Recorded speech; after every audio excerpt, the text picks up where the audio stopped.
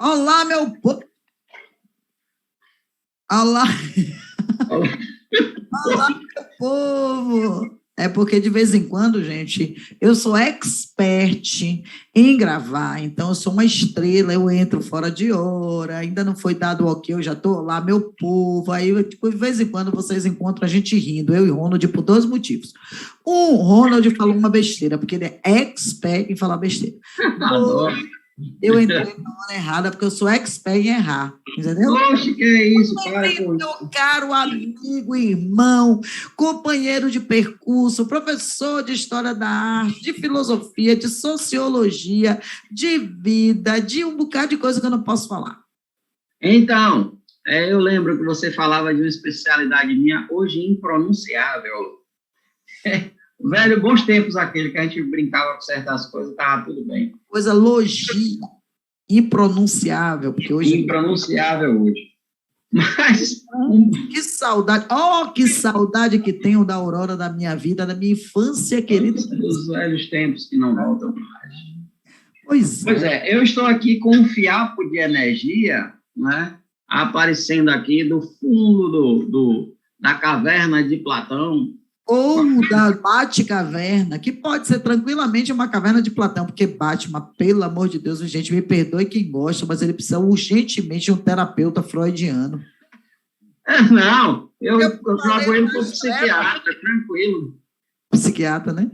E se você for assistir uma série chamada Gotham, que é a construção dos vilões do Batman, aí você vai dizer, tá todo mundo louco, oba. Mas assim, eu vejo assim o Wayne, né? O Wayne, que é o Bruce Wayne. Uma figura assim que tem uma série de situações pós-traumáticas e que pegou tudo aquilo, né? E jogou numa pulsão ali, inventou aquela história toda do Batman, porque se você olhar, ele enquanto homem, ele não tem superpoder, é que nem um Homem de Ferro, ele não tem um superpoder. Ele teve dinheiro suficiente para criar uma armadura e criar uma roupa cheia de recurso, e aí ele faz da vida dele essa luta, mas no final das contas é na caverna que ele está, não é? Então, Cavaleiro Sombrio, nossa, é muita coisa ali. Mas os super-heróis são maravilhosos para a gente estudar, né? Essa questão dos arquétipos e dos traumas. Porque esses arquétipos dos super-heróis revelam muito. Por exemplo, tem um filme que é Batman versus Super-Homem. Maravilhoso. É maravilhoso. Primeiro que é uma luta ali, né, da ideia do Batman como ser humano, que agora, com a tecnologia, o positivismo, vai matar Deus, né? Que é aquela morte de Deus nietzschiana. Sim. Deus agora não tem mais importância, ele pode ter poderes, mas o homem com a ciência vai vencer Deus. E o Batman vai representar esse homem positivista, né? Só que os dois acabam no mesmo lugar, né? No colo de mamãe. Exato. Os dois. E o mais interessante é que é Marta, né? A mãe dos dois, Marta. É aquela que é a cuidadora, não é Maria, que é a contemplativa. Os caras viajavam. Os caras viajam, viu? Eu acho que os da Marvel ainda são melhores, velho. Sim. Mas, vamos lá, falando em lendas, mitos brasileiros. Falando em arquétipos. Lá vem as lendas brasileiras. Lembrando que quando a gente fala de lenda, gente, a lenda tem um pezinho em alguma realidade vivida, experienciada, alguma história contada, não é? Diferente do mito, né, Ronald? Sim, porque o mito ela é uma construção que transcende a ideia do humano, apesar de que o mito é humano, demasiadamente humano, no sentido comportamental, psicológico. Sim. Mas ele não está ali. Claro que a mitologia vai ter momentos em que esse mito está no corpo a corpo com o ser humano, mas sempre num espaço de muita diferença. Geralmente utilizando do ser humano ou colocando ele numa situação de...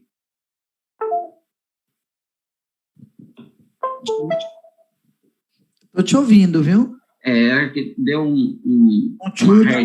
deu uma reiniciada. Você está me ouvindo bem? Estou te ouvindo, mas você está vendo o slide? Não, só não estou vendo o slide, mas estou... Então vou continuar aqui, lembrando que o mito, né, tem essa conotação de simbologia, né? Então ele traz um símbolo, por isso que a gente começou falando de arquétipo, né, e da característica arquetípica que os mitos trazem muito, né, para fazer conexão com as nossas vidas cotidianas. Então, você tem lá o mito de Narciso, né? Você tem o mito de Quiron, você tem o mito de Teseu. Então, tem muita coisa. Sísifo, né? Sísifo, coitado de Sísifo, né? Então, que dialogam de alguma forma com o nosso estar no mundo, com nossa atitude cotidiana e com essas simbologias. Tem alguma coisa para acrescentar, Ronald? Porque, veja, essa simbologia, né, do cotidiano, da vivência humana, ela traz uma questão bastante diferente da perspectiva religiosa, né? Porque na religião você tem um Deus que é transcendente, ele não é imanente, ele não está no mano a mano, no dia a dia do ser humano, né? Sim. Então, isso vai fazer uma total diferença para a questão de você pensar o mito, a lenda e a religiosidade, né? Não é que a lenda negue a religiosidade, a gente vai ver que em alguns momentos uma coisa toca a outra, mas ela traz essa imanência, porque a religiosidade traz muito esse distanciamento do homem com o divino. Sim. As lendas e os mitos trazem para essa aplicabilidade mesmo, só que o mito mais simbólico e a lenda, como está dizendo aí, são relatos orais sobre eventos ou atos heróicos que aconteceram em dado momento. Claro que não é ao pé da letra, porque senão não é lenda. Com o passar do tempo, elas ganham contornos fantásticos, ou seja, o que é um contorno fantástico? A gente usa muito a palavra fantástico, eu acho, de uma forma perigosa, né? Como fantástico, como maravilhoso, legal. Só que maravilhoso é o metafísico, é o que transcende o real. Esse é o significado de aí fantástico, maravilhoso, extraordinário. Do ordinário para o extraordinário. O ordinário é o que se repete, né? Hoje eu ouço muitas pessoas trabalhando com isso. A vida não é uma experiência ordinária. A vida é uma experiência extraordinária, mas que o ser humano teima em transformar em ordinária. Não é? Então, quando a gente vem para o mito, quando a gente vem para a lenda, a gente vem para o que vai além do ordinário. Por isso que a lenda, ela parte de algo que aconteceu de alguma forma, mas que ganha contornos de algo que é impossível de acontecer. Já o mito que a gente está falando aí, eu vou falar, e aí dar a palavra a Ronald, o mito são histórias repletas de fantasia sem embasamento científico ou histórico, relacionados a seres sobrenaturais ou heróis, ensinam através de simbolismos e metáforas, surge da necessidade do ser humano explicar o sobrenatural. Eu não gosto muito, embora o material traga, dessa última sentença, surge da necessidade do ser humano explicar o sobrenatural. Eu acho que surge muito da necessidade do ser humano de explicar o seu estar no mundo e muitas coisas para as quais ele não tem uma explicação palpável, tá? É o simbólico. O que você acha, Ronald? Porque se você for levar para a questão até arquétipa, né, de consciente coletivo, você vai encontrar em vários povos os mais distantes e distintos toda uma narrativa arquétipa de mitos, lendas. Agora, você falou uma coisa bem interessante, que é a palavra fantástico, né? Eu lembro que a gente, no mosteiro, principalmente no Rio, que a gente rezava em latim, quando se pronunciava a palavra terrível para Deus, né, que na tradução se tira, a gente fazia uma reverência, né, que era essa coisa do terrível, daquele que, ao mesmo tempo que constrói, também pode destruir, né? Que é essa coisa do transcendente, mas que também consegue operar, né, na vida e no cotidiano. Agora, essa coisa do simbolismo e da metáfora, a gente traz ainda, por incrível que pareça, estamos no século XXI, ainda estudos que fazem bastantes perguntas, né, se eu posso dizer assim, sobre como é que isso se dá. Assim como várias construções da humanidade que não se sabe explicar como, né, qual a tecnologia utilizada ou não, assim também a questão, desde lá dos irmãos Grimm, que vão compilar os contos de fadas e vão perceber que em vários lugares mais distantes ali tem a mesma historinha ou parecida, e que não eram historinhas tão bonitinhas, né? Você vai encontrar as lendas, né? Principalmente de povos simples, não de todos os povos. Quando eu falo simples assim, eu estou falando de uma questão tecnológica e não cultural, porque culturalmente todos são iguais, mas uma questão tecnológica, a simplicidade de não ter técnicas para uma vida mais confortável em relação ao seu contato mais duro com a natureza para a sua sobrevivência, não é? Fazer essa ressalva, porque às vezes quando a gente usa a expressão mais simples, a pessoa atribui a ideia de que o outro não tem cultura, ou traz uma mentalidade de selvagem ou primitivo, e não é disso que está se falando, e sim de tecnologia, ok? Então, você vai ver, por exemplo, em vários povos, os mais distintos e distantes, toda uma questão não só da mitologia, da lenda, e também, né, de algo que foi aproveitado bastante por alguns escritores, das fábulas, né, dos animais que interagem, falam, às vezes, até com seres humanos. Aí você diz assim, mas isso faz parte da literatura mundial. Tudo bem, mas por que isso está em tantos lugares tão distantes e que nunca se encontraram e está lá, né? Aí a inconsciência coletiva, talvez, quem sabe, mas é isso. E os padrões simbólicos, né? Quando a gente aumenta a nossa lente, percebe que o ser humano de perto é muito parecido, né? Então, assim, mas o alemão tem outra cultura, vá lá e você vai encontrar angústias muito parecidas com o sudanês, que vai ser muito parecido com... Então, e o mundo dos sonhos também, né? Quando você vai para os sonhos de todos, os símbolos aparecem exatamente os mesmos, né? Por isso os contos de fadas são tão usados, né? Porque são símbolos.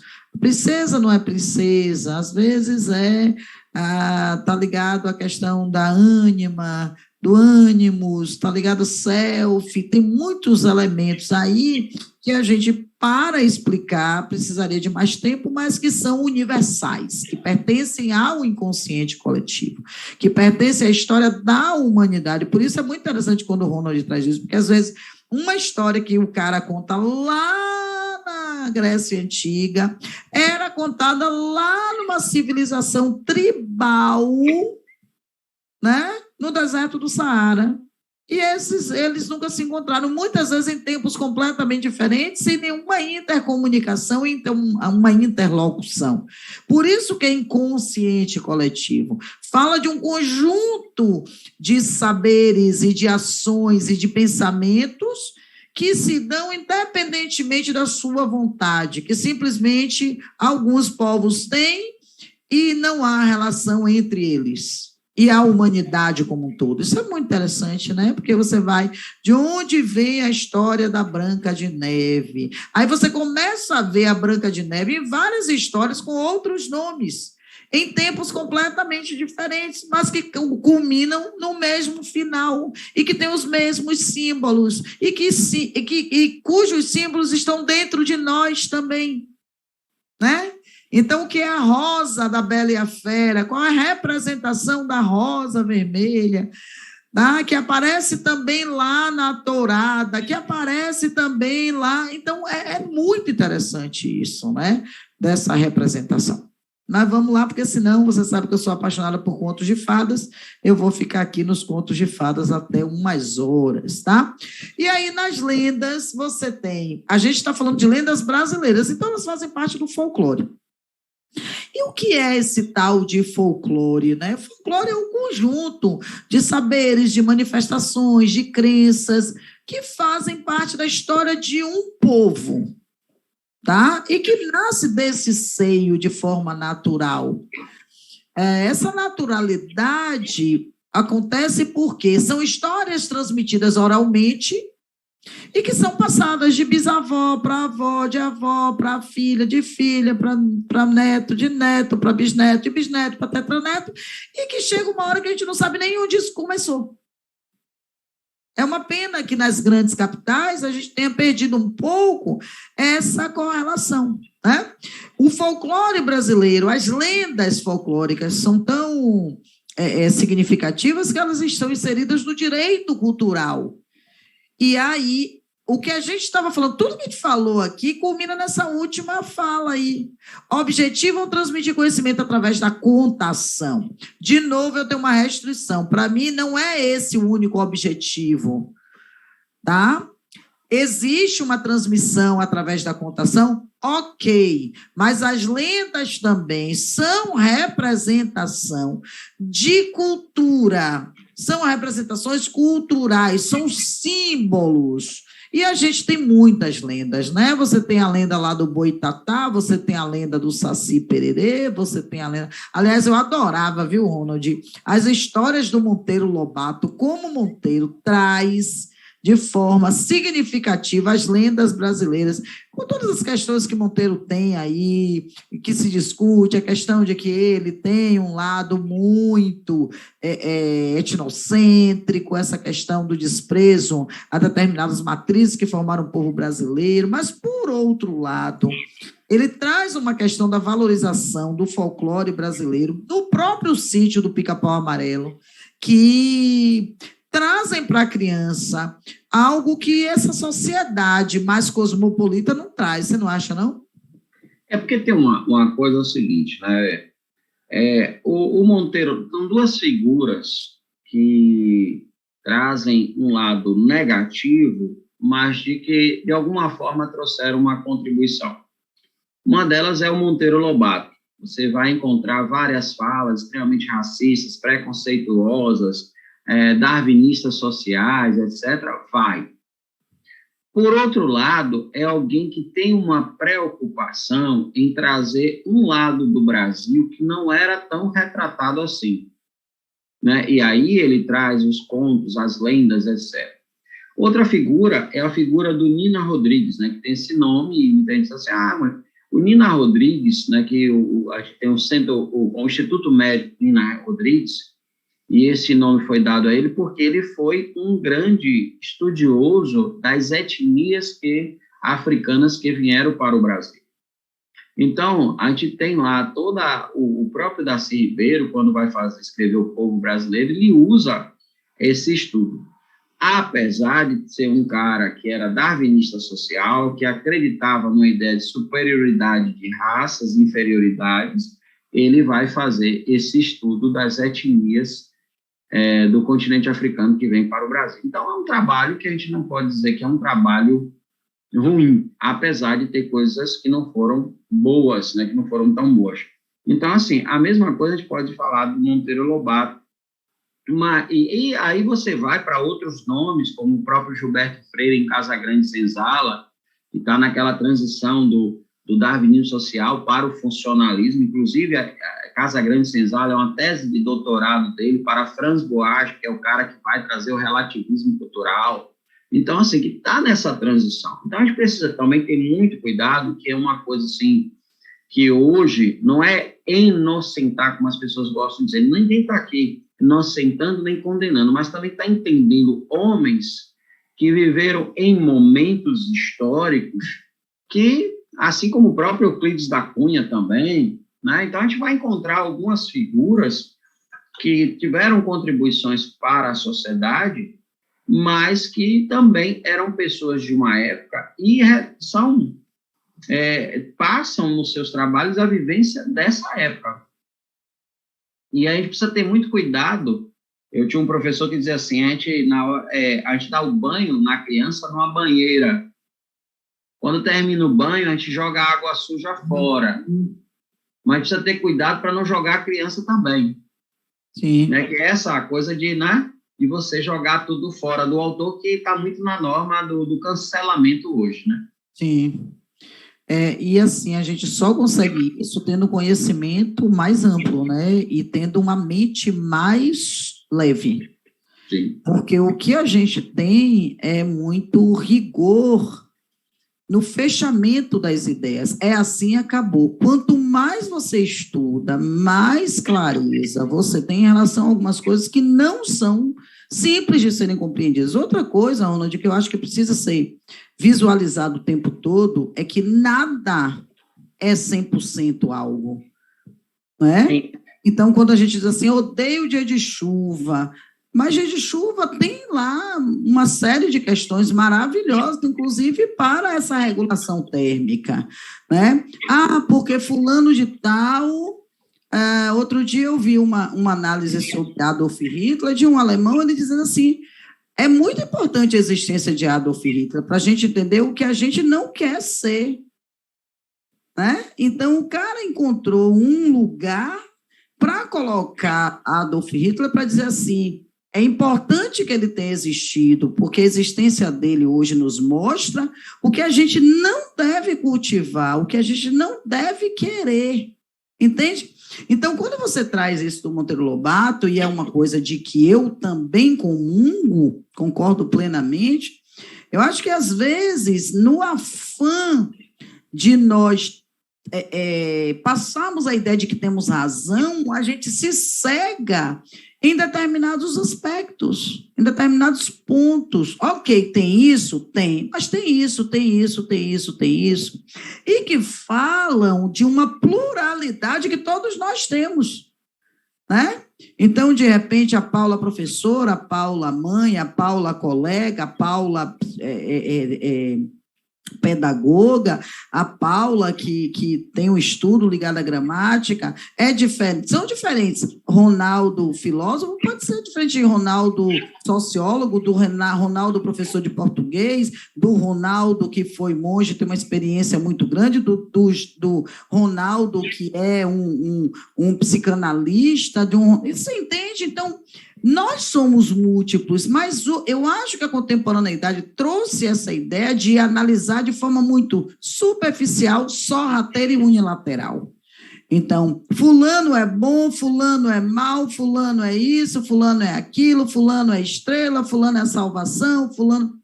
Então, a gente vai colocando etiquetas, códigos de barra, para ser mais atual, né? E a gente não tem que ter código de barra, né? E ainda traz um outro risco, né, Paula, que é o index proibitório da contemporaneidade. Eu cancelo o autor, não se lê nada desse autor, porque alguém, que provavelmente não é um especialista no autor, o proibiu a partir de um cancelamento, né? É muito interessante, porque quando eu fui fazer minha conclusão de curso de filosofia, e depois fui para a especialização, eu optei por estudar o Heidegger, né, que traz uma história de vida que, num período nazista, em que o pessoal está fugindo da Alemanha, ele foi colocado como reitor de uma grande universidade, e que defendia o partido nazista até que esse partido começou a estar cada vez mais no poder, e ele renuncia depois de um ano à reitoria, mas quando termina a Segunda Guerra Mundial, ele é condenado a passar 5 anos sem lecionar, sem escrever, etc. E ele fez o quê? Ele foi fazer uma casa no meio da floresta e lá passou 5 anos refletindo sobre a vida, etc. e tal. Né? Aí você diz assim, mas ele como judeu, ele não era judeu? Não, ele era de família simples, alemã, que só teve acesso à educação porque tinha entrado na vida religiosa e conseguiu uma bolsa de um religioso para estudar, diferente de muitos dos judeus que tinham condições, né, para estudar, etc. e tal. Não justifica? Não justifica. Mas ele mesmo vai dizer, eu entrei para o partido porque eu pensava que era o melhor para a Alemanha, mas eu não entrei no nazismo, eu não era antissemita e nunca fui, né? E é justamente ele que vai ser o professor e um dos grandes amores da Hannah Arendt, né? Então, é bem complexo toda a história para você. E eu entrei na faculdade, a gente disse assim, mas você vai estudar esse nazista? Ele é fantástica, né? Hannah Arendt tem uma relação com ele. Eles dizem que foi o amor, né? Mesmo ele já era casado, mas foi um grande amor, inclusive depois. É um amor intelectual também, né? Tem uma relação intelectual, né? Ela vai defender a tese de doutorado dela, orientada por ele, sobre Santo Agostinho, né? Que foi proibido. Depois ele sai da Alemanha, e muita gente vai dizer que ela sai da Alemanha ajudada por ele também. Então, uma história dos dois. E depois, né, depois de muitas décadas, ela vai falar sobre ele. Entre Hannah Arendt e Heidegger. Oi? Imagine uma conversa. Deveria ser assim um negócio de... Deixa para lá. Nem que você use a palavra que você iria usar. Lendas indígenas não estão muito relacionadas à flora e à fauna do país, lógico, né? O habitat. Como é que eu vou falar de lendas indígenas e não falar do habitat? Né? É como falar da infância sem descrever o seu bairro, a sua casa, os seus parentes, seus colegas. Goiabeira. A goiabeira. Não, goiabeira não é um bom exemplo. Ai, mas eu subia muito em goiabeira. Vamos lá. Você já viu Jesus na goiabeira alguma vez? Não. Isso que você falou que goiabeira é problemático. Mas vamos lá. Vamos lá. Então, essas lendas foram muito utilizadas como mecanismo educacional e são. Só que assim, né, eu acho que houve uma queda do tradicionalismo na educação brasileira, né? Essa ideia de trazer o tradicionalismo, de trazer a tradição para a sala de aula. Cada vez é menor isso, né? E essas lendas também são reflexivas. Elas trazem lições, né? Elas trazem metáforas sobre coragem, sobre empatia, respeito, amor, o cuidado com a natureza. As lendas indígenas são experts nisso, em falar do cuidado que o ser humano precisa, e eu acho que a gente está no momento de carência disso, né? De trazer. Eu vi um dado do Greenpeace, professor Ronaldo, que diz o seguinte: sem os indígenas, a natureza sofreria muito mais do que tem sofrido com eles, né? Que eles são ainda os grandes protetores da natureza, né? Então, assim, muito cuidado a gente pede quando as pessoas não também conhecem, ainda falando do outro ponto, quando as pessoas não conhecem os indígenas e teimam a falar como se fossem experts. Isso é um problema muito sério. Primeiro porque essa semana eu estava vendo um pseudodocumentário que tentava mostrar a necessidade da exploração das terras indígenas, comparando ao que foi feito nos Estados Unidos e no Canadá. Bom, vale ressaltar que não são exemplos muito felizes para as tribos. E o que acontece, a gente tem um patrimônio, né, vale aqui ressaltar, porque a gente vive num momento de filodoxia, nesse amor à opinião, em que as pessoas dão opinião o tempo inteiro sem saber que o patrimônio, quando você vê, né, quando você vir uma tribo indígena, melhor dizendo, não é só um patrimônio cultural. Traz também uma questão sapiencial, do princípio do cuidado de quem vive ali, né? Porque uma coisa eu, Ronaldo, sei lá, que sou um agrônomo, saio daqui e vou estudar o solo lá no meio da floresta. Aquilo ali não é meu habitat, eu não sei. Outra coisa é quem vive lá há milênios. Tem toda uma história de vida ancestral. tem toda uma história de vida também medicinal. E que quando a gente pensa nessa exploração e que coloca a exploração, que a finalidade, mesmo disfarçada, é só o dinheiro, a riqueza, a gente esquece outras tantas riquezas, né? Como fala lá o cacique lá norte-americano, quando o homem descobrir que dinheiro não se alimenta com ele, não se come dinheiro, aí ele vai acordar para aquilo que não existe mais. Então, a gente está falando aqui de reservas, etc., mas parece um grande absurdo você defender isso, né?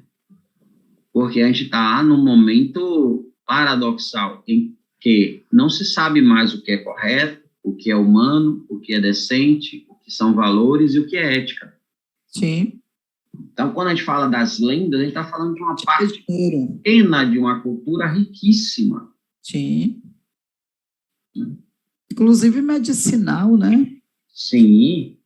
No Pará tem um centro de saúde indígena que foi criado pelo primeiro doutor em antropologia, primeiro indígena doutor em antropologia, que é o João Paulo Barreto, produto de uma experiência que ele viveu com o pai, em que eles tiveram a neta, né, no caso, a sobrinha do João Paulo e neta do pajé, que é o pai do João Paulo. Essa menina foi levada ao hospital e queriam amputar a perna dela. E aí ele chega, o pajé, que é o pai do João Paulo, pede para conversar com o médico e se oferece para ajudá-lo no tratamento com a sabedoria indígena. Ele não queria não ter o tratamento medicinal branco, né? Mas também ajudar com a medicina indígena. E o João Paulo, contando isso, diz assim, que o médico bateu a mão com força na mesa e disse: eu estudei muitos anos. Você estudou quantos? Então você não sabe nada. Aí eles insistiram, assinaram um termo, levaram a menina, fizeram o tratamento indígena, a menina ficou bem, e o João Paulo disse, foi aí que eu decidi fazer o doutorado, porque eu precisava entender por que os brancos não aceitam esse diálogo com a gente. E aí ele criou esse centro médico indígena no Pará, e é fantástico, muito bonito o trabalho que eles fazem, e o pajé é quem atende lá, e ele disse 80% das pessoas que vêm procurar ajuda não são indígenas, né?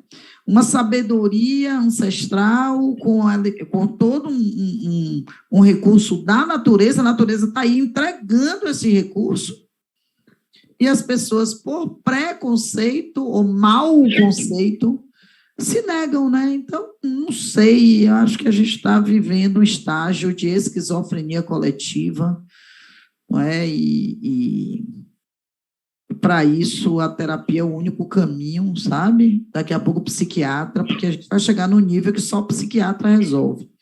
O livro do medicamento, aí já foi, né? Aí já foi. Bom, aí a gente tem algumas lendas, caipora, curupira, boto cor-de-rosa, tudo tão conhecido da gente na nossa idade, né, Ronald? Uhum. Eu que já cheguei aos 50 e você que está chegando ainda, né? Eu já passei. Ai, meu Deus. Vitória Régia, por sinal, tem um aniversário perto aí, né? Além da cara, e com presente e tudo. Mandioca, tatá, e essa lenda da mandioca é muito legal, porque é a manioca, né? Muito legal, fica aí a dica para vocês lerem. Boitatá, Saci Pererê. Se a gente perguntar dessas que a gente colocou aqui, qual é a mais conhecida? Acho que o Saci Pererê, por causa exatamente, olha ele voltando, da presença dessa influência forte do Monteiro Lobato, porque o Saci é um personagem do sítio do Pica-Pau Amarelo, né? Porque caipora, o curupira são elementos do folclore que você conhece muitas vezes pela sala de aula, mas o Saci extrapolou a sala de aula, né? A mandioca você conhece como raiz. Mas muitos não conhecem por que mandioca, né? E por que a construção dessa ideia de mandioca? Porque vem de Mani, que é o nome de uma indígena, né? De uma jovem indígena, que é colocada dentro de uma oca, que é enterrada, e aí manioca, que vira mandioca. Então, são histórias, são narrativas, é bom que se diga, toda lenda é uma narração, tá? Que incorpora elementos do mundo palpável e que ganha contornos extraordinários, como o Ronald trouxe, fantásticos, tá? Metafísicos não palpáveis e que pertencem ao folclore e que são transmitidos oralmente. Claro que hoje a gente vive uma sociedade da impressão e da virtualidade, então as lendas estão aí, inclusive em forma de pequenos filmes, né, Ronald? Sim, filmes e séries. Saiu a primeira série lá da Cidade dos Encantados, esperamos que saia a segunda temporada. Né? Eu amo ver o Ailton Krenak falando dos Encantados, gente. Ele é... Que alma diferenciada aquele homem, né? Quando ele abre a boca, ele e o Verá, eu paro para ouvir, sabe? Porque são pessoas de uma sabedoria absurda. A gente teve aí também uma série de discussões sobre os sonhos que foram feitas em lives, né?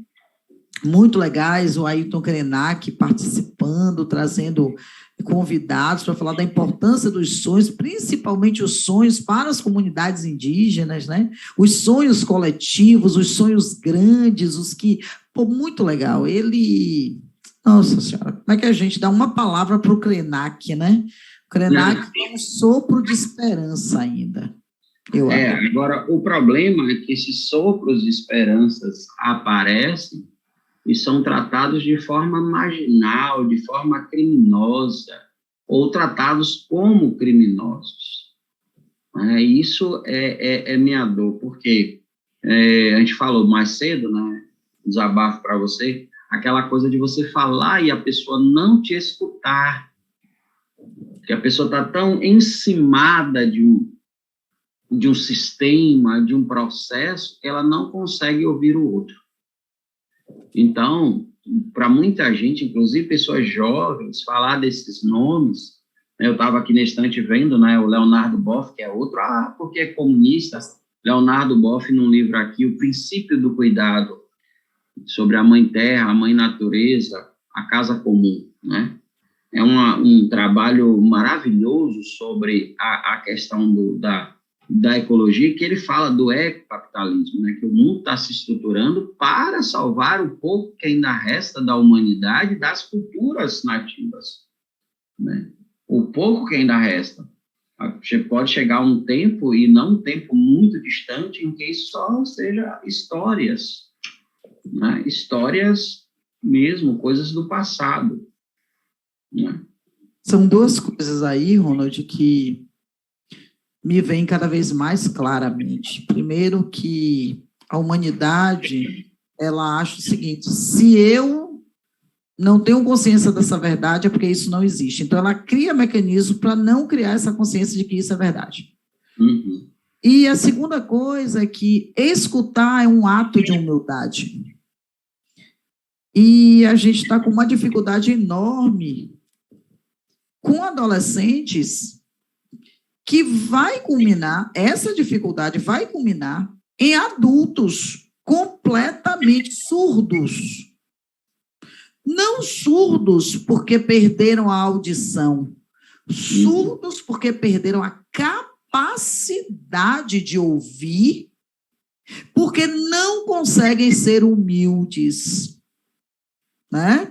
Isso me assusta terrivelmente. Então, eu estou muito preocupada se nós teremos ainda a chance de produzir uma transmutação para que essa galera compreenda que ouvir ainda é o caminho.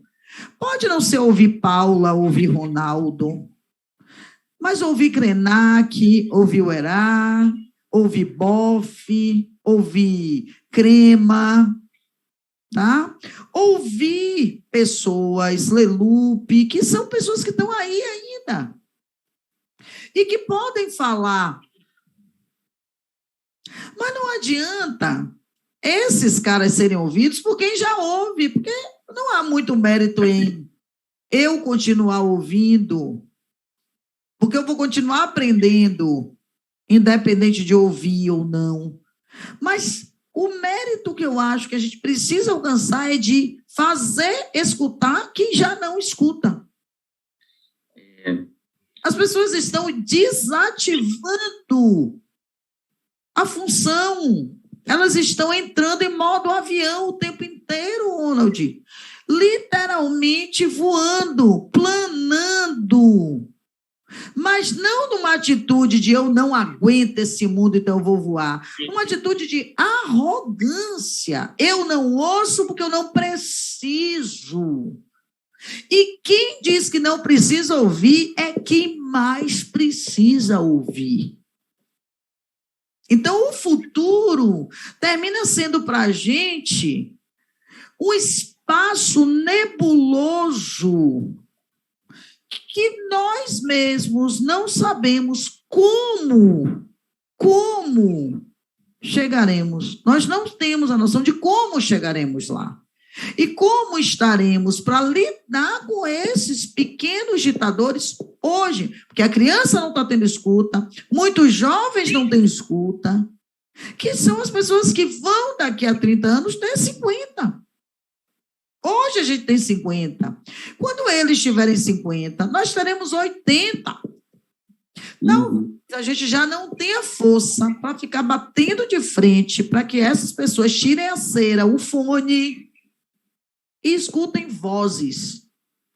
E isso é extremamente preocupante. Agora o desabafo foi meu, viu? É porque você fala numa coisa que me lembra muito Jesus. Quem tem ouvidos para ouvir, né? Que ouça.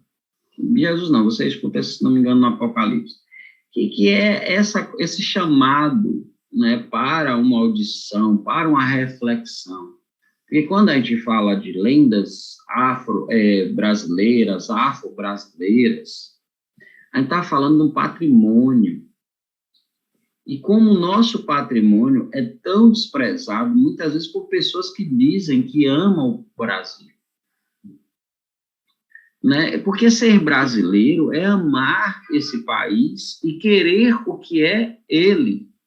Entender sua história, ler os intérpretes do Brasil, sabe? Ler Sérgio Buarque, se você quer ter uma visão mais crítica, ler Florestan Fernandes, ler Darcy Ribeiro, ler Gilberto Freire, né?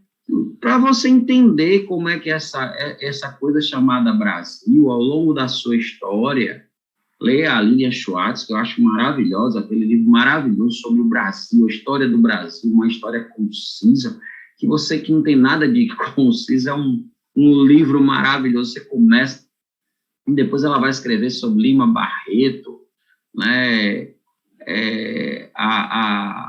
a outra, Del Priori, né, que também fala sobre toda a questão da história, inclusive da mulher, da intimidade, da escolaridade, tudo da mulher no Brasil, para você entender, né, toda essa questão do que é o nosso país.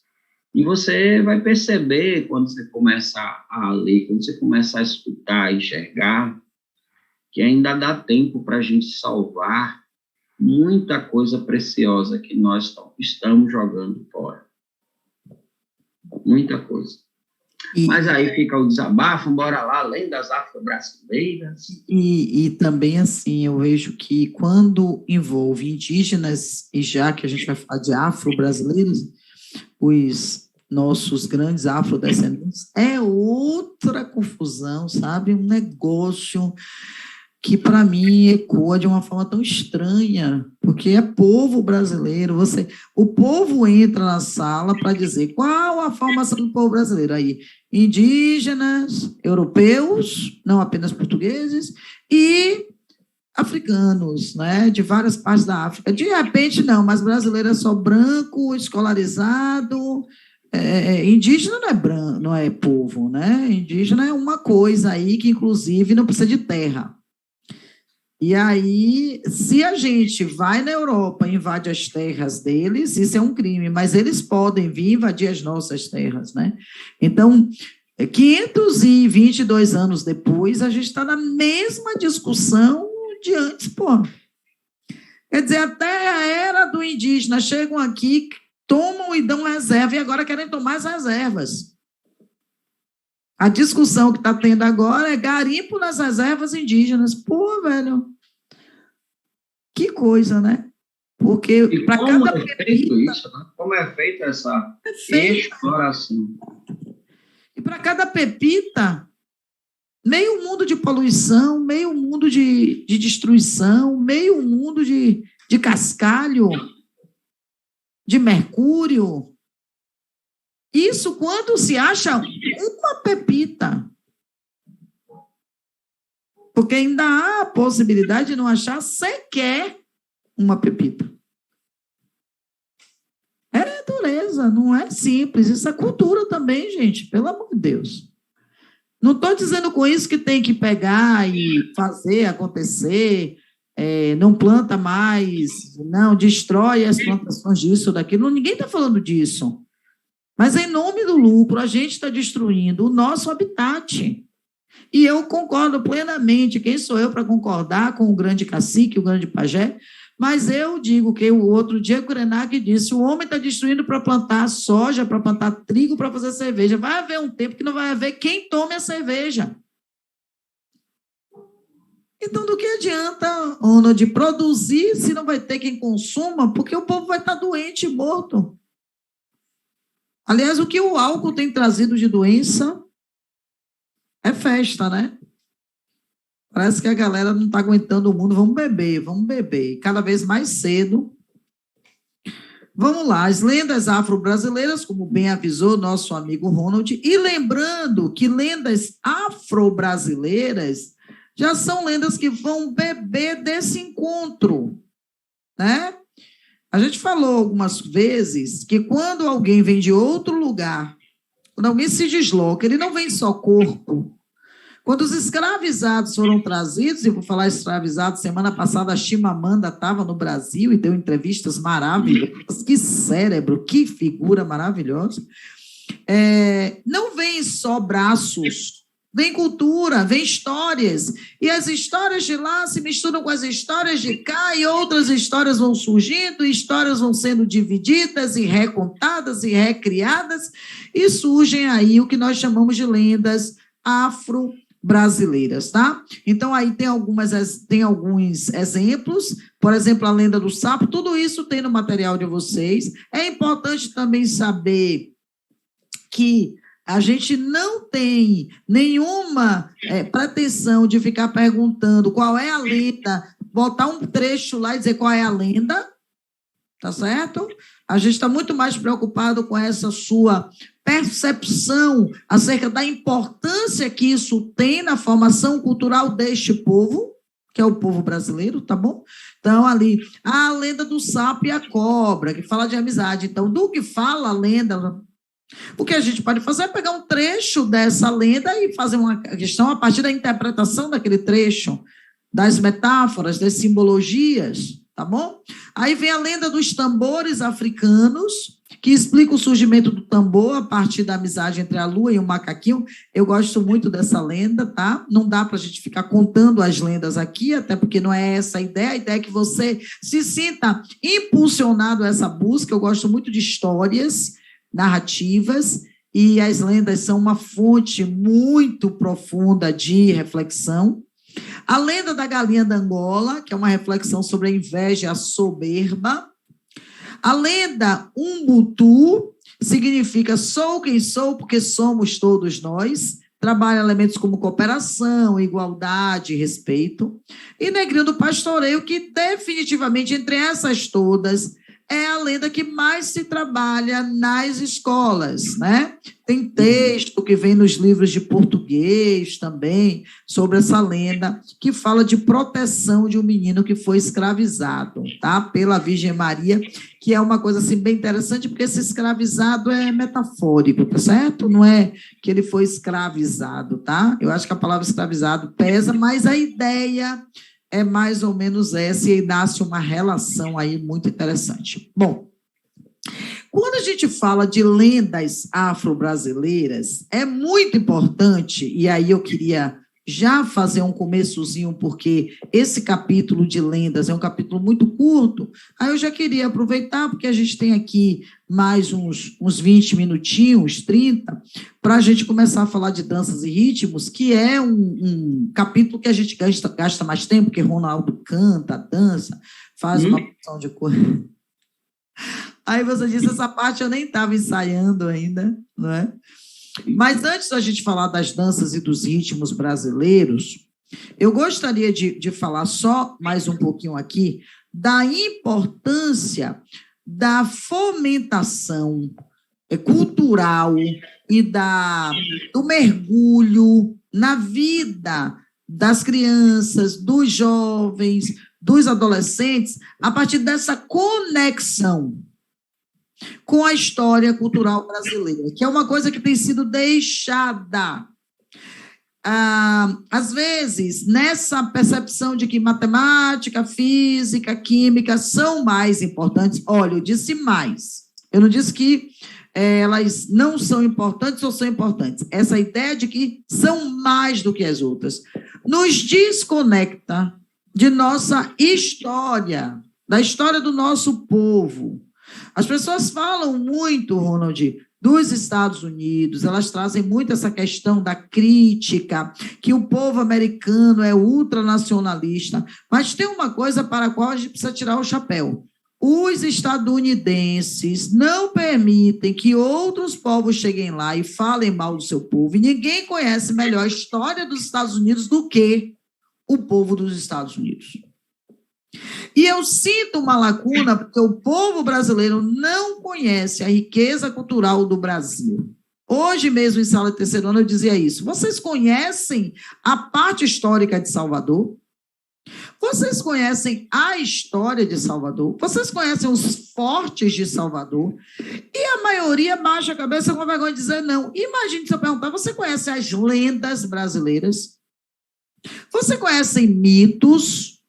Vocês conhecem as lendas afro-brasileiras nas dimensões que se propõem? Então, nessa parte, Ronald, eu sou fã dessa aula que a gente dá, porque é uma chance que o ensino médio tem de acessar determinados conteúdos.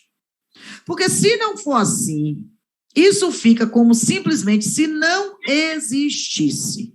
E a gente conhece e leva para a nossa história Branca de Neve, a gente leva a Cinderela, a gente leva os Três Mosquiteiros. Por que será que a gente não leva o Boitatá? Tá?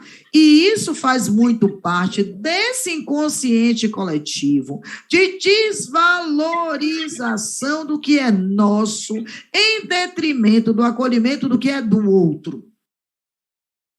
Sem nem saber que outro é esse, porque tem coisa que a gente acolhe que a gente não sabe nem de quem é. Tem coisa que a gente acolhe que a gente não sabe nem de onde veio. Tem coisa que a gente acolhe porque fulano está acolhendo e esse fulano é famoso. Se fulano usa, eu vou usar também. Então fica um convite para que vocês se despertem, e pode ser até no YouTube, você entra lá e coloca, se você colocar lá Lenda do Saci Pererê, vai aparecer um incontável. Eu já estou até apelando, porque a Paula de antes diria, leiam a Lenda do Saci. Agora eu já estou apelando, dizendo assim, acessem. Porque pior é a gente falar do que não conhece, ou simplesmente fazer de conta que nem existe. Então fica um convite. Tem muito site, Ronald, bem legal sobre lendas. que contam as lendas, que produzem um comentário sobre lendas, sobre essas lendas. Então, dá para acessar, dá até para fazer com o irmão menor, conta para ele. Chegamos no nível de, por favor, façam isso, porque as nossas histórias, a nossa base cultural está sacrificada. Tá? E não acha, porque é grande cidade, nas pequenas ainda tem. O risco é sério. Tem coisas que as cidades menores ainda conservam, tem outras que, com o tempo, simplesmente sucumbem, tá? Acabam. E se a gente não começar a fazer essa conexão, essas histórias vão desaparecer de verdade. Algo que você queira acrescentar aí, Ronald? Não, eu estava aqui, né, ouvindo você falando dessa questão toda que eu acho muito importante, eu penso que é muito importante, e eu vejo muito, tinha um programa, né, de música brasileira, que o apresentador sempre dizia, o Brasil não conhece o Brasil, né? E isso é muito nítido, não só no sentido de você pensar a questão cultural, né? Há uns dois anos, uns 3 anos, eu fui em Pernambuco, e aí passei ali por Olinda, Recife, e meu passeio é sempre assim, visitar essas casas culturais, a Casa do Frevo, a casa disso, a casa daquilo, museu isso, museu aquilo. Eu chego no lugar, vou bater perna, boto a mochila nas costas, um chapéuzinho para proteger do sol, uma camisa ao ver, fico lindo e vou lá. E aí, vendo, por exemplo, fui na Casa do Frevo, vendo as escolas de dança, de música, né? Eu fiquei maravilhado com aquilo. E aí você sai dali, você vai no Maranhão, também a mesma coisa, você vai por esse mundo de, meu Deus, você vai vendo cada coisa da cultura brasileira. E a gente termina o tempo todo nessa assimilação da cultura alheia, que a gente nem sabe direito o que é, e desprezando, né, essa coisa rica que é a cultura brasileira, né? E isso, às vezes, dói muito quando a gente fala de arte, quando a gente fala principalmente dessa parte de cultura. E dói mais ainda quando você pega uma aula, uma coisa tão rica dessa, e vê como a nossa juventude, eu falo nossa juventude, porque, assim, claro, a gente não generaliza, mas boa parte dela não tem interesse. Agora, se você diz assim, você viu a série, você não termina nem de dizer qual série. Aparece uma lista de séries norte-americanas, etc., que você vai ver aquele aluno muito interessado por isso. Não é que não veja essas séries, mas só ver essas coisas é assim, é sofrido. Paulo, quando você diz assim, eu já estou apelando para essa coisa do acesso, eu também já estou assim em sala de aula. Eu não digo mais ao aluno, lê Apologia a Sócrates, lê o vídeo da Unesp sobre o mito da caverna. Aí ele pergunta quantos minutos tem, muito longo, professor. Já tem nessa pegada de quantos minutos, né? Quem fez, quem não fez, o som é bom, a imagem, pelo amor de Deus. Nem tudo se resume aos 3 minutos do TikTok, né? Sim. Então, essa coisa, por que você tem tanta pressa para não fazer nada? Então, é isso, né? Só que você estava falando, eu estava aqui refletindo sobre tudo isso. E eu acho ainda uma coisa que nos deve incomodar. Você vai aqui em Sergipe, o que você tem de museu em Sergipe, sobre a história sergipana, muita coisa do Nordeste, aí você chega aqui, por exemplo, fala do cangaço. A visão do cangaço é de um preconceito. Sim.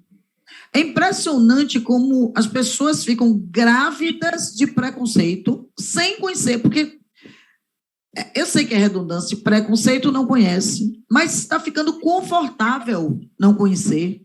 Está ficando confortável. Cangaceiro, tudo assassino, cangaceiro. Você conhece a história do cangaço? Porque tem aí uma questão cultural muito forte. E tem toda uma questão de desigualdade, sem com isso, pelo amor de Deus, está aqui fazendo uma apologia, vá ser cangaceiro, né? Mas a gente não sabe a história do sertanejo e a gente acha que sertanejo é igual a caipira.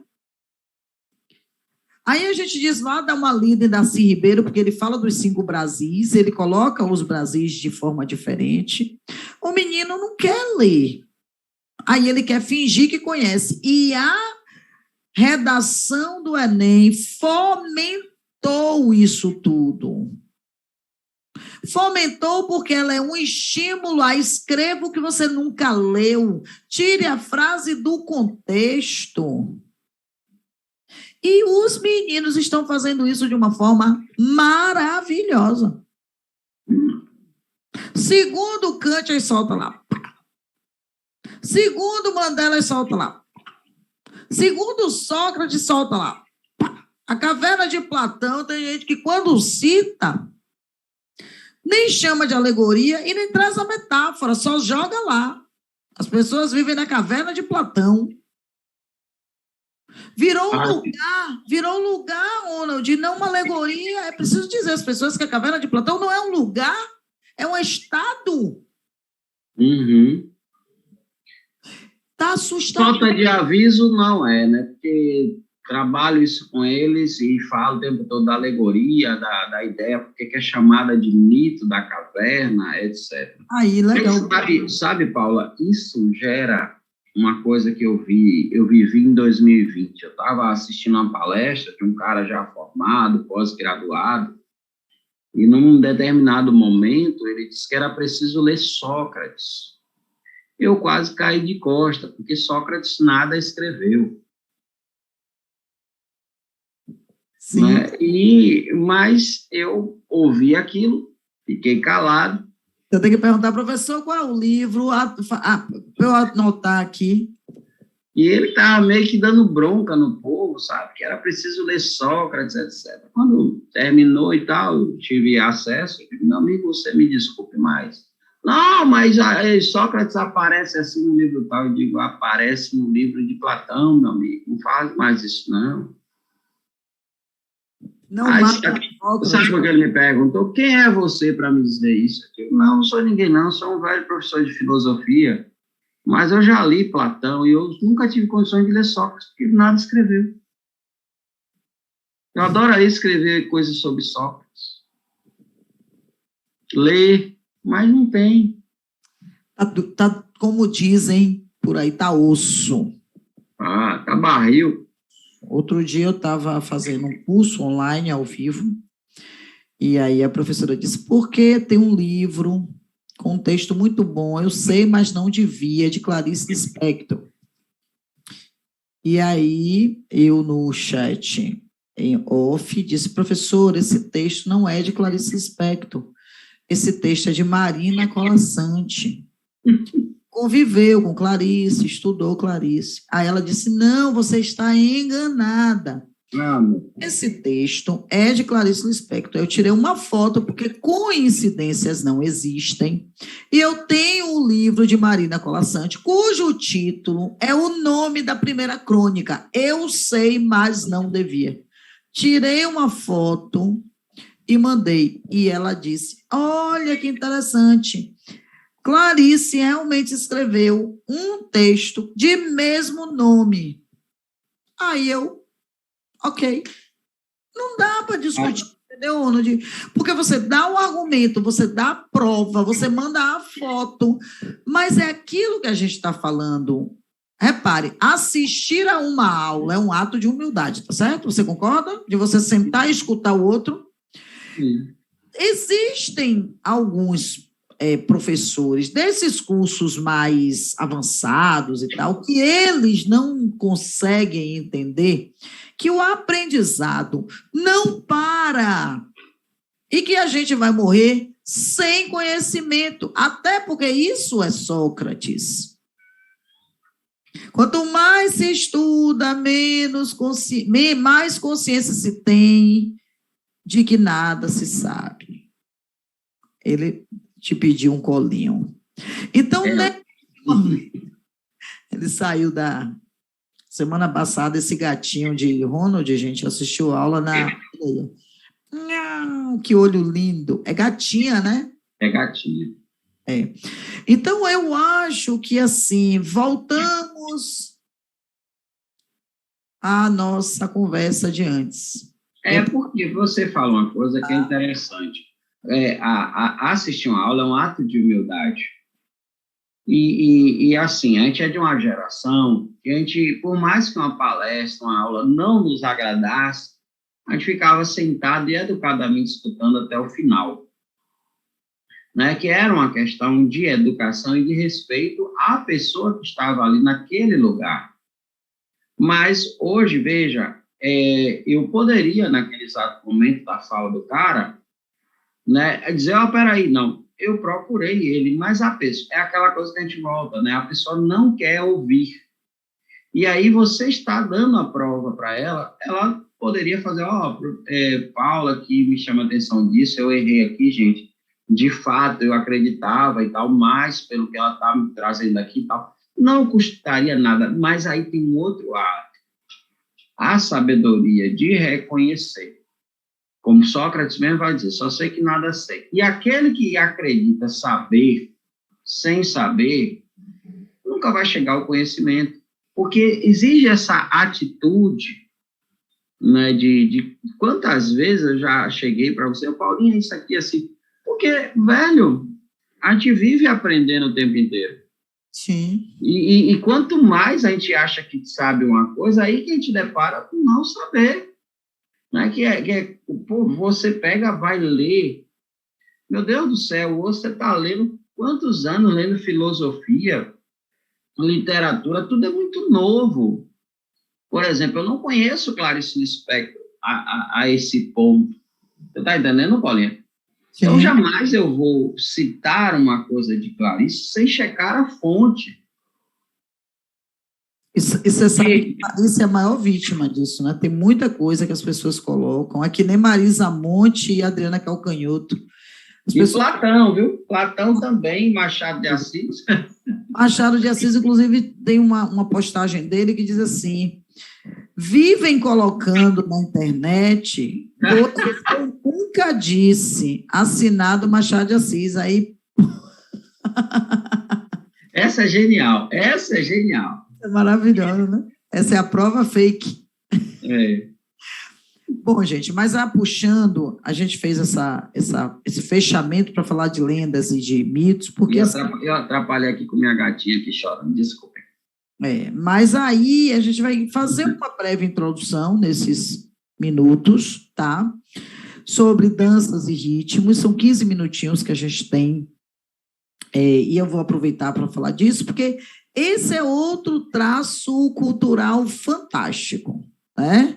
O Brasil é o país da música e do ritmo. Estudos mostram que sem o Brasil, alguns ritmos não existiriam. Sem o Brasil não existiria bossa nova, sem o Brasil não existiria tropicalismo, sem o Brasil não existiria a velha e boa variação de samba, e o samba, né? Porque o samba nosso tem mais de 20 matrizes, que é o samba canção, o samba partido alto, o samba pagode, que no Rio de Janeiro é diferente do daqui, o samba gafieiro, o samba enredo, é muito tipo de samba, e sambas com ritmos diferentes, e sambas que nasceram do seio do povo. Então, a gente está começando aqui com o primeiro ritmo de origem iorubá. Na Bahia é muito forte esse ritmo, né, que é o afoxé. A gente tem, por exemplo, Filho de Gandhi, Badawi. Então, é um ritmo leve, tá? Um ritmo cadenciado, não dá para sair que nem um doido pulando com o afoxé, tá?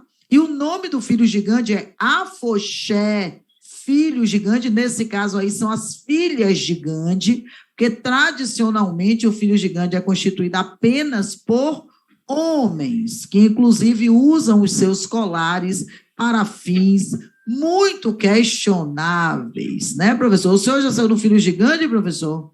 Não, eu nunca tive a oportunidade de sair dos Filhos de Gandhi, até porque eu acho meio confuso esse nome Filhos de Gandhi e toda a proposta do próprio bloco, mas eu acho que é assim, um bloco que sai fazendo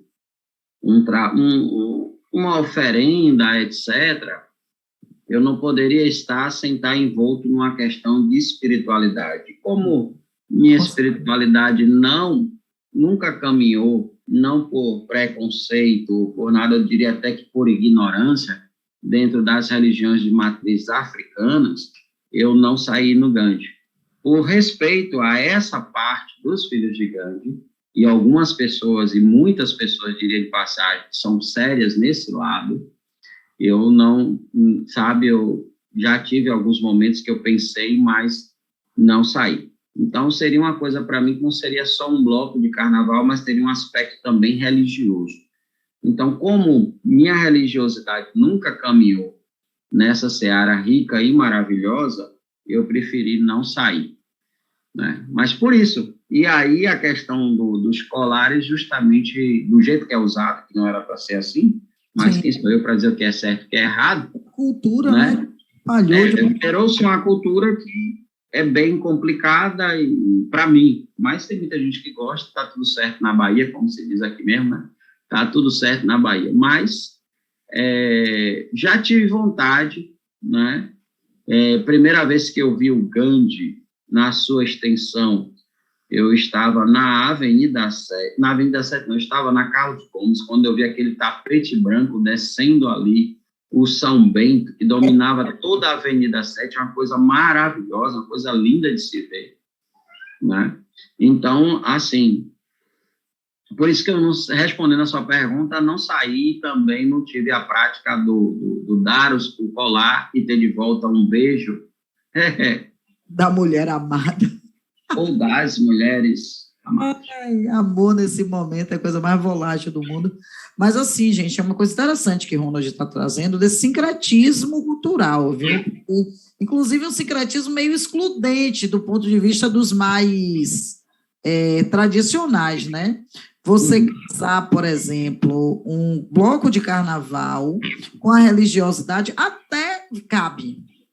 Eu não vejo problema, inclusive porque o Gandhi tem um ritmo que é uma cor que combina com esse ritmo, um ritmo de paz, é muito menos dança e mais caminhada.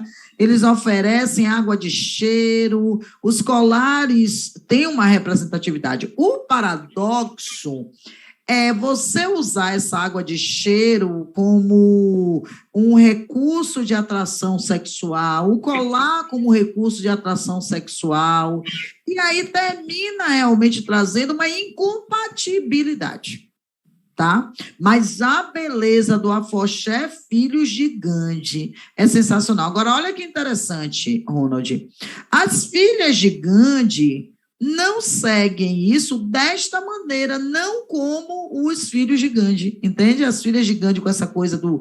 É claro que vai ter uma ou outra que vai lá colocar um colar num rapaz e vai trocar por um beijo, mas é impressionante como essa visão também muito machista, né? Uma visão cultural machocêntrica, também aparece nesse cenário, né? Talvez principalmente no cenário carnavalesco, onde a gente vê, inclusive, muitas mulheres sofrendo uma violência simbólica ou até física por conta dessa história de se eu estou pedindo um beijo para você, eu sou homem, você tem a obrigação de me dar, quando, na verdade, a gente sabe que isso é um absurdo, né?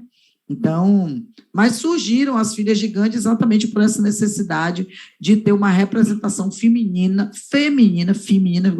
para o afoxé.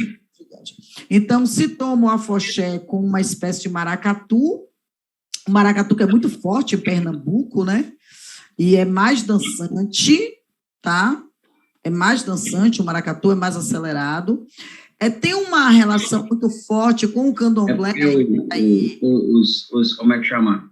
Os instrumentos de percussão são batidos não com a mão, mas com uma espécie de como é que chama? Baqueta, né? Ou de bumbo, são usados como uma forma de bumbo, e mais acelerado para que tenha aquela dança do maracatu, né? E é a coreografia bem bonita, né? Muito, muito, muito. Muito linda. É uma pena que aqui na Bahia a gente não tem a tradição do maracatu, né?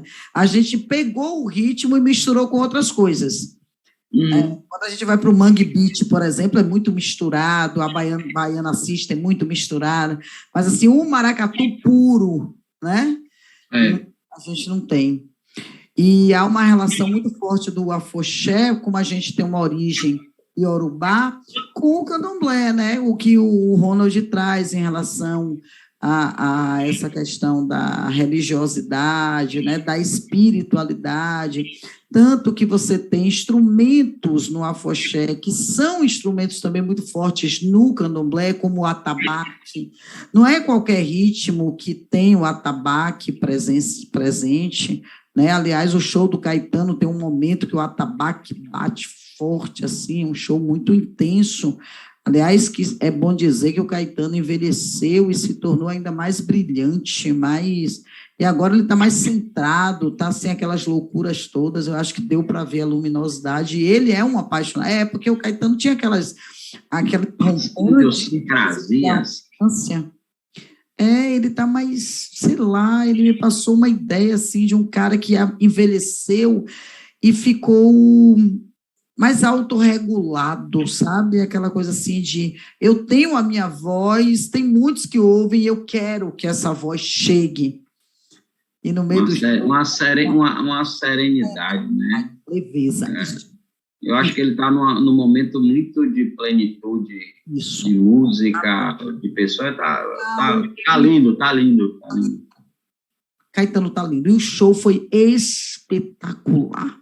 Isso fluiu de uma forma sensacional, sabe? E ele muito tranquilo, deu lá as falas dele, que a gente já sabe contra quem, né? E foi bem interessante, porque ele não esconde isso. E foi muito, muito bonito. E o Caetano tem essa conexão também com essa matriz afro-baiana, né? Então ele traz, e ele levou o Márcio Vitor, do Psirico, que... Excelente percussionista. Aquele cara toca é uma coisa incrível. E ele conhece, ele é um conhecedor, ele tem conhecimento do que ele está fazendo, sensacional, né? Bom, aí vem essa ideia da homenagem a orixá, né? Então, é a relação mesmo do afoxé com a matriz africana, dentro da parte do instrumento, do ritmo, da própria dança também, né? Aquela coisa mais leve, o agogô, o xequerê, o afoxé.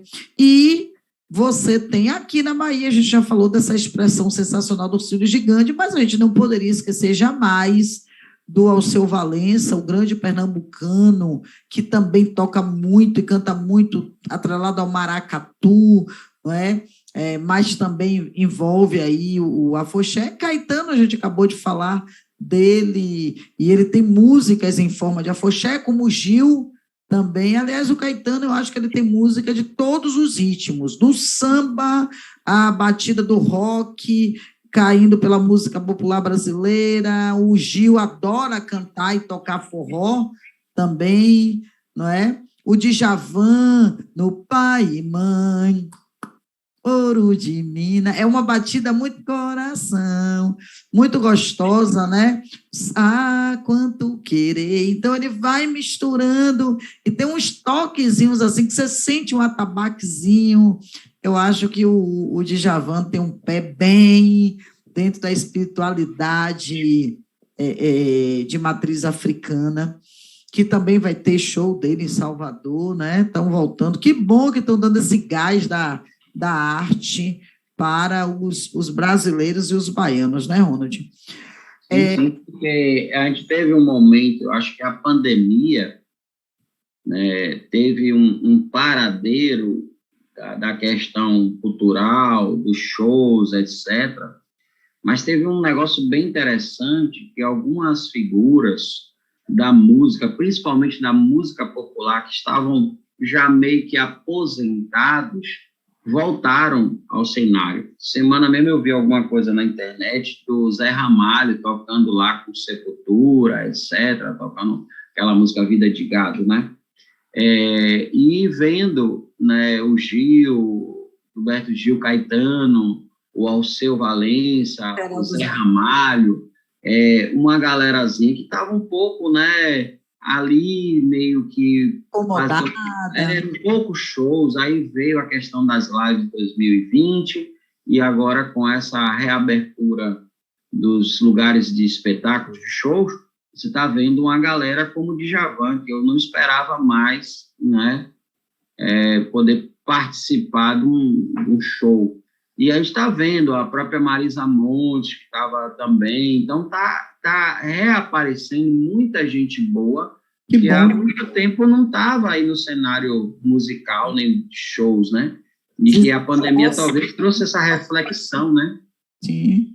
Esse reavivamento, né? Recentemente teve aqui também, e assim, a voz de Zizi, daqui a pouco a gente não vai ter mais. Zizi tem quantos anos, né? Zizi tem quase 70.